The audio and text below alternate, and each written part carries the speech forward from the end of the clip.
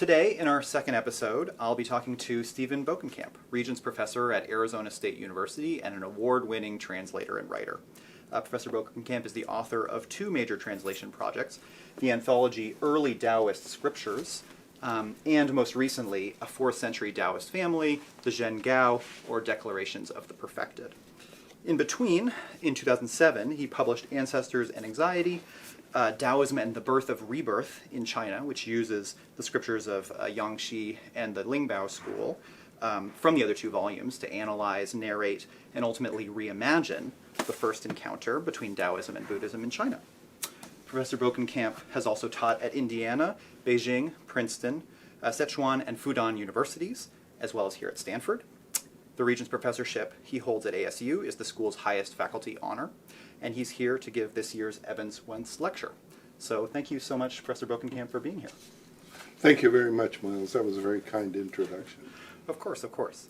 So I wanted to start off with a little bit of an opening or offering for you to tell us the story of how you came to this field and became interested in the intersection of Daoism and Buddhism and what that looked like on the ground when you were doing your field work. And the reason I'm asking that is I think one thing that's really striking to me when I read, in particular, the opening pages of Ancestors and Anxiety and A Fourth-century Daoist Family is I see you making that move of kind of putting us on the ground, giving us a setting to think about, giving us a story to think about, whether that's Kai Yang and Lu Xiuxing at different points in history, thinking about their ancestors and the afterlife in different ways, and therefore how to account for the transition from one to the other, or taking us into Yangshi's mountain meditation chamber and showing us the paucity of that, and how, as a result, we need to go even further into his imagination to really think about what was happening there.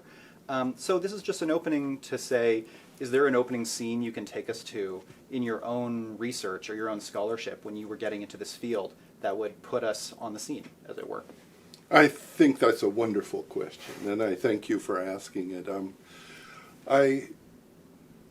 I can do that. I think when I began, of course, I came out of the Army, where I was an analyst for the National Security Agency and didn't work with people. Then I went to Berkeley, and I got to a Chinese-speaking country just as soon as I could. I went to Taiwan just a year after I got out of the Army. And it turned out to be not a very good year to go, because it was when we, the United States, established relationships with the People's Republic of China and disestablished relationships with Taiwan. And so met some wonderful people in Daoist studies, but I think what really brought about the moments in my writing that you referred to were when I finally got to mainland China. And this was in Chengdu in the mid-'80s. And I had put together a project that would take me out to the countryside. And so I met a lot of Buddhist and Daoist priests and had a wonderful time talking with them and hearing their stories. These were men and women who had spent the Cultural Revolution hiding their religion, burying their religious statuary. Right. The saddest case is the name, I think his name was Zhang Yongxin, who had been ordained during the PRC, but during the Cultural Revolution. He had to hide everything. And I have a picture which I would like to share with you of him holding the bagua water container and a broken hairpin, which were the only remnants of his ordination. And so it was moments like that when speaking with actual religious practitioners in China who, in the face of great odds, had continued to do work in religion. And this particular person had been forced to marry. He was a Chuanzhen Daoist. And so he brought his elderly wife back to the temple with him and was a little bit diffident about how one would talk about that, because it wasn't a decision that he wanted to make, that he couldn't leave her. So it would just, it was scenes like that that led me to want, even though I work with Six Dynasties Daoism, and getting into private lives is very, very difficult, Yeah. to focus wherever I could on finding out what religion was actually like on the ground in China during what I think was one of the most remarkable changes in the history of world religion. Right. In the talk I'll be giving tomorrow, I like it to the arrival of Christianity in the Roman Empire. Oh, wow. Yeah. So, so you mentioned the project that you set out to take on when you were there in the 80s. Is that already a project of trying to work your way back to this period that you're going to be talking about tomorrow, the 1st to the 5th century, say, or were you, or did you set out to have these kind of contemporary encounters and get your bearing, or was it somehow the two together? At that time, I was in the mid-'80s. I was funded by the National Science Foundation, and it was the result of exchange of scholars between Mao Zedong and Richard Nixon. And so the project, I was one of the few humanities people who actually National Science went. Foundation grant. Yes. And at the time, what I put together was was both to look, if I could, for what kind of archaeological and physical remains there would be of the original 24 parishes of Celestial Master Daoism throughout Sichuan, which is, of course, where Daoism started, but also to look for the remnants of religion. I mean, I really wanted to get out into the countryside. Yeah. And Sichuan at that time had the very first Daoist Studies center in the country. Zhang Jiyuan and Qingxi Tailao had decided to put it in Sichuan rather than in Beijing for political reasons. And so this was actually sparked by the Tadashina Conference in Daoism. Yeah. And they had seen foreigners studying Daoism and thought, well, this is our national religion in a certain sort of way, and we should study it as well. Yeah, so you have live encounters then with practitioners, and it sounds like scholarly encounters with a budding new Daoism kind of research center. What about working your way to, what about those remnants? Like, what were you able to find that gave you a kind of longer sense of the history there? It was very sparse. I mean, there'd been a lot of change, and the 24 parishes were a short-lived sort of institution anyway, but there were some amazing operating temples in China, mountain caves. The rebuilding project was just great. Yeah, wonderful. So you also mentioned in passing there sort of ranking major moments in world history for religious change and for religious transformation and the intersection of religion and politics. And I gather that that's going to be kind of the subject of how you think about the relationship between Buddhism and Daoism, perhaps, in those centuries, in 1st, 2nd to 5th centuries CE. So could you tell us a little bit about how maybe those Daoist scholars in China or how your Western colleagues thought about that in the 70s and 80s? Like, what was the narrative people were telling about what Daoism's relationship to Buddhism had been when they first met? I found, interestingly enough, that the master narrative was very much the same in mainland China and in the United States, with the addition that in mainland China, of course, because of the government there and the notion of history there, which is Marxist notion of history, the idea that religion was the opiate of the masses was also kind of added across the top of people's thinking. Right. However, basically, I think the narrative is the one that articulated best by Erich Zürcher, and the idea is that there were soft areas in Chinese thought that were shored up or somehow filled by Buddhism, and so he did this remarkable work, which is, he's been my interlocutor, I think, for decades now, on the Buddhist influence on early Daoism. Yeah. this was at the time that Eric Zürcher had put together the Projet Daozang to study the Daoist canon. Was a resulted in of those conferences in Japan and then again in Italy and Tatashina and then Bellagio, which were international conferences on Daoism following the discovery of the Daoist canon. And the Shippers Project was funded by the EU, so I was unable to participate as much as I wanted to do so. I was unable to because I was not a European citizen. But at that time, Zürcher was given the task of trying to date Daoist texts by the level of Buddhist influence found in the scriptures. We could all see that there were Buddhist elements in Daoist texts. Right. But that turned out to be a false hope, as I show in the study of the Zhen'gao that you made reference to. The text is no longer as it was written. The Buddhist elements have been scrubbed, particularly from Changqing scriptures.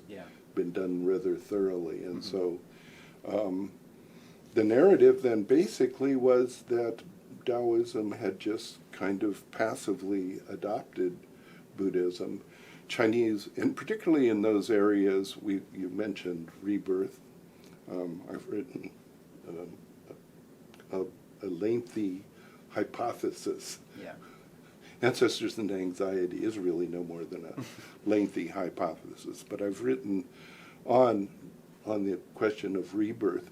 The idea was that there was nothing in China, and somehow so the idea of rebirth was sold rather easily. And it is quite true that when I started studying Daoist texts, the Lingbao scriptures suddenly, right, at the end of the 4th century, early 5th century, there was like a light switch it turned on.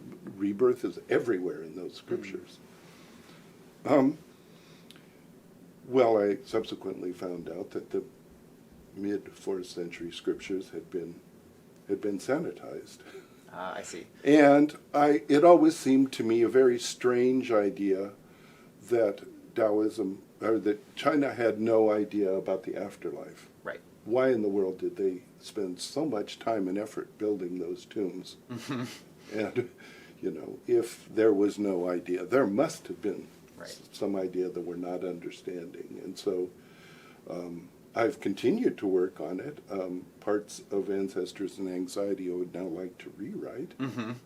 Would you say a little bit about that? So well, I guess there's a couple questions that maybe we should come to kind of explain what you just went through. So one is this notion, I guess, that maybe there was a pre-existing story, that one of the supposed soft areas of Daoism was not having a fully articulated idea of the afterlife, but in fact, maybe that comes down more to certain elements of earlier texts being scrubbed or simply not available, and so therefore we have to revise that and give a sense that actually two different accounts of the afterlife are intermingling here rather than one imposing itself on the other. Is that right? I don't think it's quite so simple as two different, but in general terms, yes. Okay. I mean, I think there were many different ideas, and there were some dominant ones and less dominant ones. And we need to deal with that in both Buddhism as it moved into China and in the Chinese receiving system. Okay. Yeah, and then so can you give your account a little bit of how you think the Daoist response is not merely an adoption, but perhaps a way of also correcting, clarifying things that they see as potential contradictions or as it were, reciprocal soft areas in Buddhism that could be open to kind of new ideas? The first part of your question has to do with how the story has changed. At the end of Ancestors and Anxiety, the very last chapter, I dealt with some very kind of cogent and moving elements of the Lingbao scriptures where they're talking about rebirth in particular. And so I came up with this notion that there was kind of a generalized rebirth and a more particular rebirth, and that what the Lingbao scriptures had done was to buy into individual culpability for deeds and individual rebirth, whereas before there was no kind of generalized rebirth for everyone. Right. That was now in the Lingbao Scriptures general. Okay, and that individual responsibility element we might take to be more Buddhist than Taoist coming in.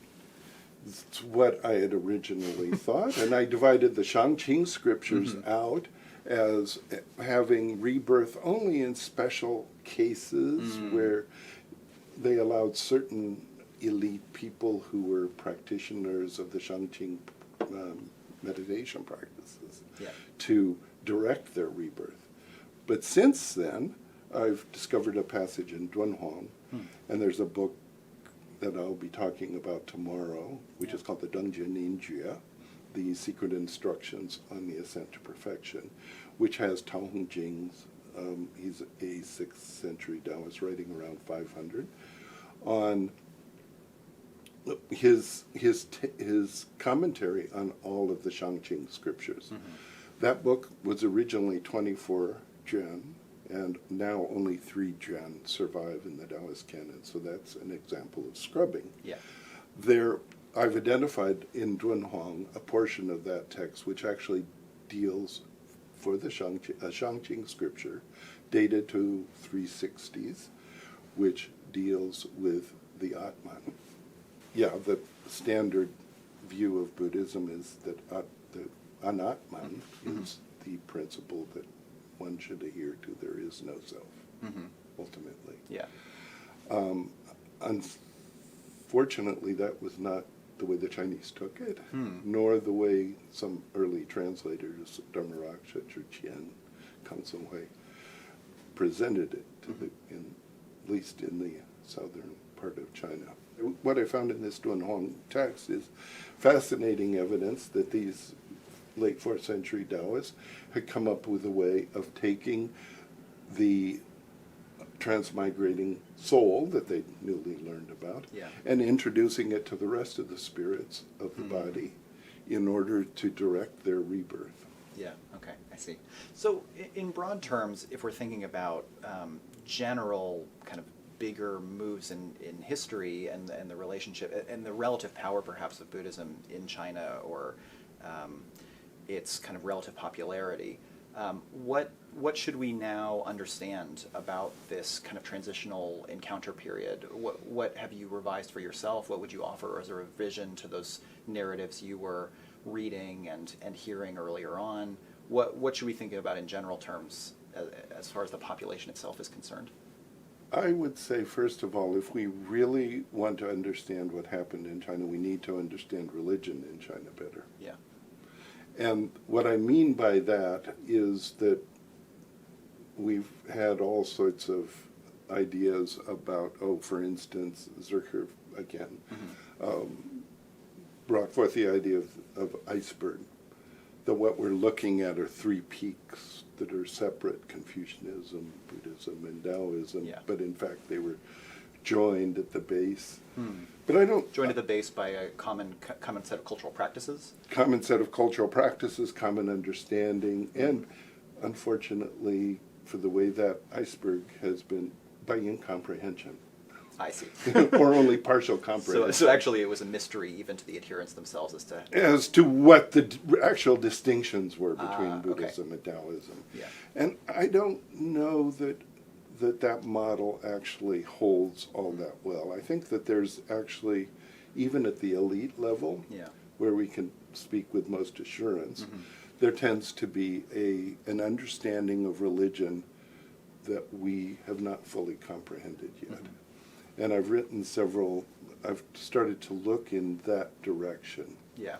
And I think that that's one thing. The second thing I would say is that it was not the kind of field into which Buddhism was brought to play in China, and through which we try to look in reading through Chinese characters to get back and see what texts might have arrived, when what they might have looked like.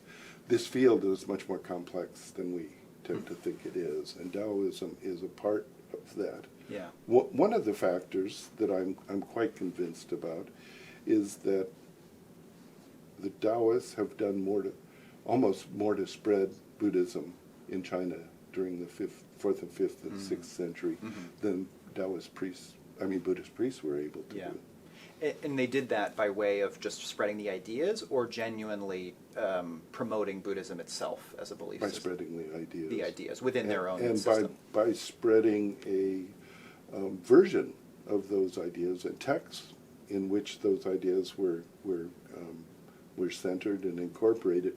And then, of course, Buddhists only had to come along and say, well, the Buddha actually said. So it was sort of an entry point for people to understand things that Buddhism might hold. But then, if they wanted to know more, Buddhists were happy to clarify or correct some of the. Yeah. And there is still a way in which the two religions are practiced hand in hand, even at the elite level, in Taiwan, China. In the elite level, you mean by the clergy? Not by the clergy. The clergy is where they're separate, but I'm talking about practitioners who will, for instance, still, if you maybe Wenchang Dijun is good to get your kid into college, and Guanyin would be a better deity to address if you had troubles in childbirth. I see.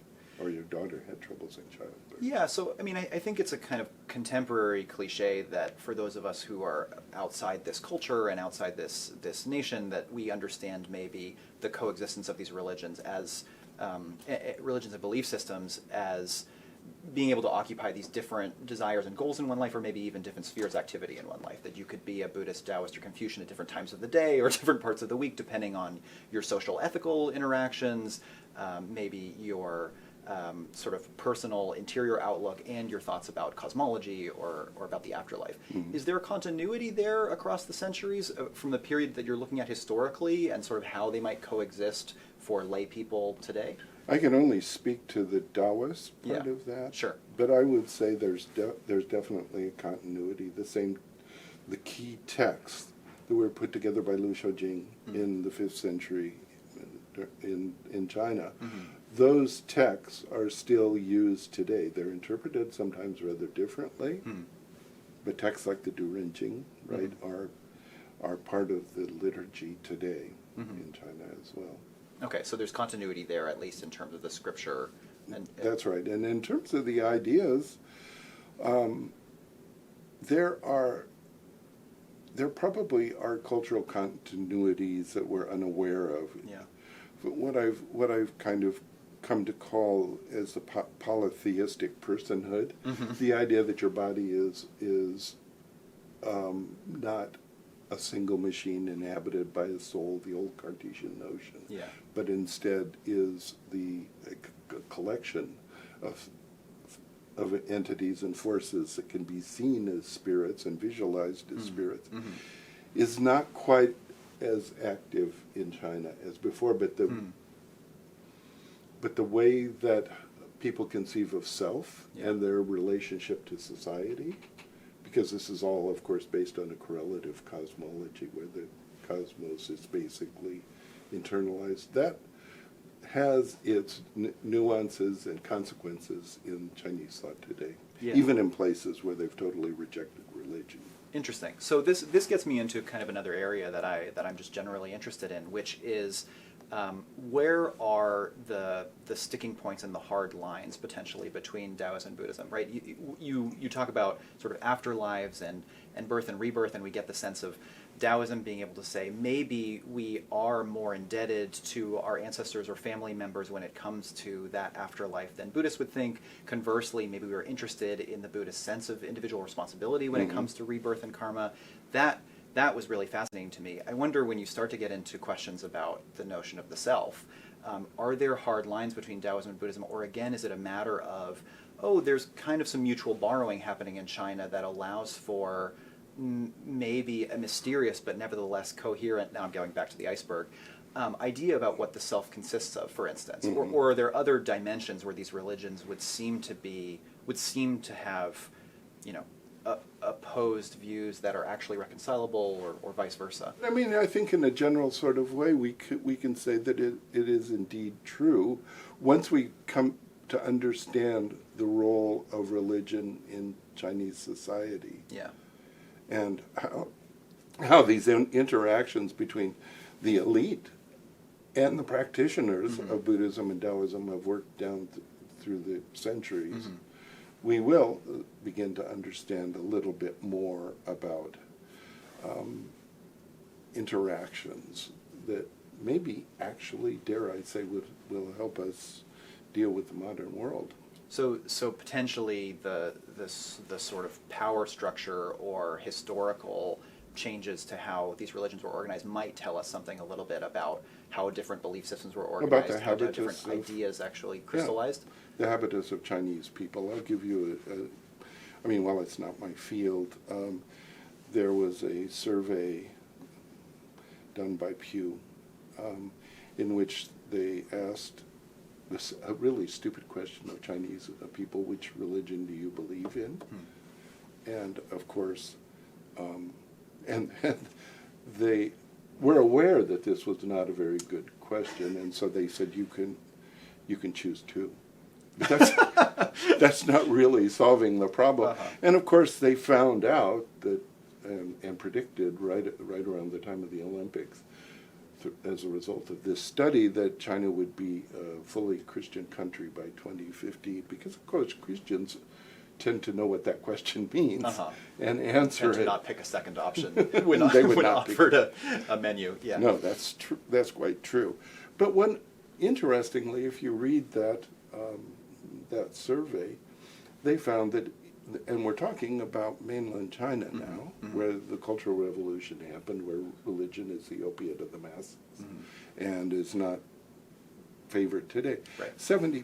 Over 70% of people tend to practice Qingming and do ancestral practices on that holiday, often going out to the grave, preparing foodstuffs for their ancestors. So that argues for a perdurance of certain ideas that are really central to the way Buddhism and Daoism operated in China. Yeah, still.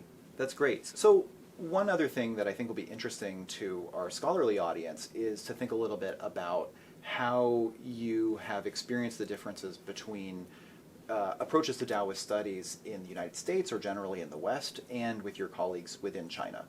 Would you say that there are generally different outlooks on how to approach the religion, the assumptions that we come with, maybe even more specifically the relationship of Daoism to Buddhism? Well, I think as a result of Schipper's project that I mentioned, the EU, and those international conferences, which mainly involve the Japanese and French scholars, there was a time when Daoism looked like it was going to have a real revival. Yeah.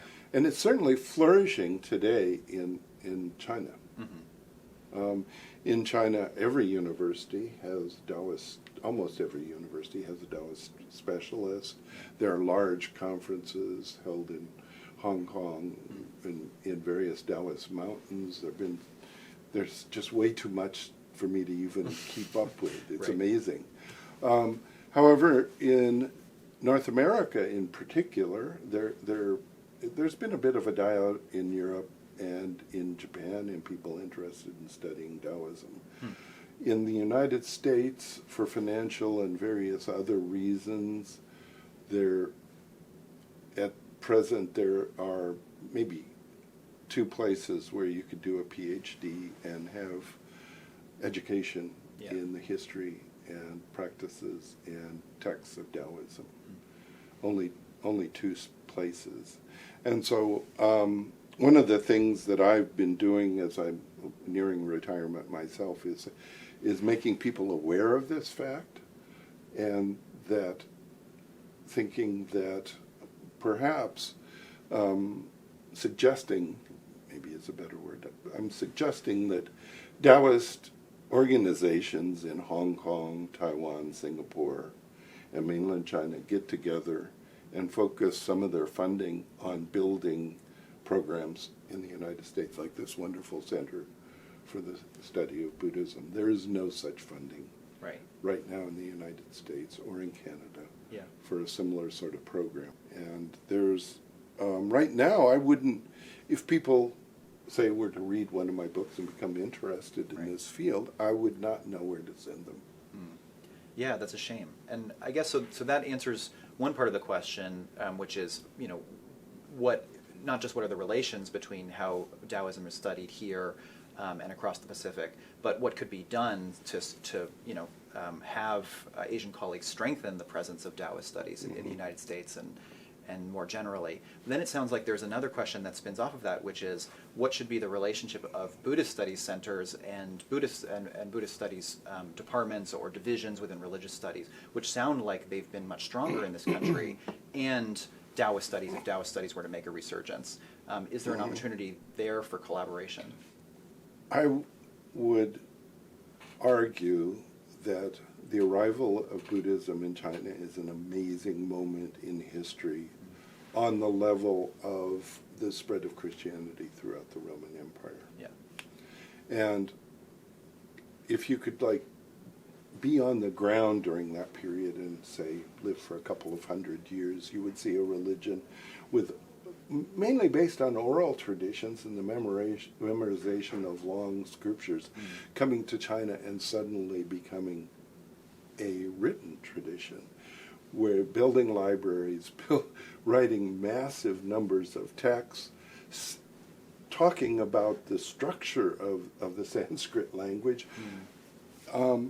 And we, in order to fully understand what that meant and how that happened, I really think we should look at Chinese religion. Yeah.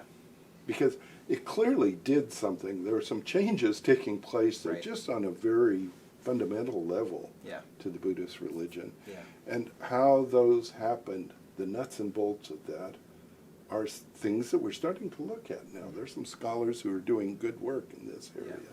And I just hope that that can continue. Daoist studies is a part of that. Now we're still dealing with the case when the Daoist canon was released in 1921 to 26, something over a period of time in Zhen'gao. The original thought was that this was all just made up by the Ming. It's a Ming Daoist canon that we have today, and so there's nothing of historical interest there. It's taken us a long time to try to piece together, to start dating things. These scriptures are dated, and we have AI now. We can do this in a much better way than we've done heretofore. So there's opportunities for new textual studies that we wouldn't have had in previous decades. We can start to study the language in which Buddhism became a written. And it sounds like conversely there are age-old assumptions that we might have about Buddhism being, as it were, always perhaps we might have imagined a written tradition, which actually is very historically specific to its relationship to Daoism in China, and so we and Central Asia, of course. Right. I mean, there's a whole process going on here, but one can't deny that the number of Buddhist scriptures that are written in Chinese. And that this language, we used to think, it was shaped by Daoism, by which we meant Lao Tzu and Zhuangzi. Wonderful. And that's really not the case. Well, that sounds like a really strong pitch for the reestablishment of Daoist study centers and Daoist doctorates and all the rest of that for its own sake, and then for the sake of a better understanding of Buddhist transmission and Buddhist transcription. I hope that call to action is heard. And for now, just want to say thank you so much for coming to this interview, for being on our podcast and on our YouTube channel, and for joining us here at the Ho Center. Thank you, Miles. So very good questions, and I enjoyed talking with you.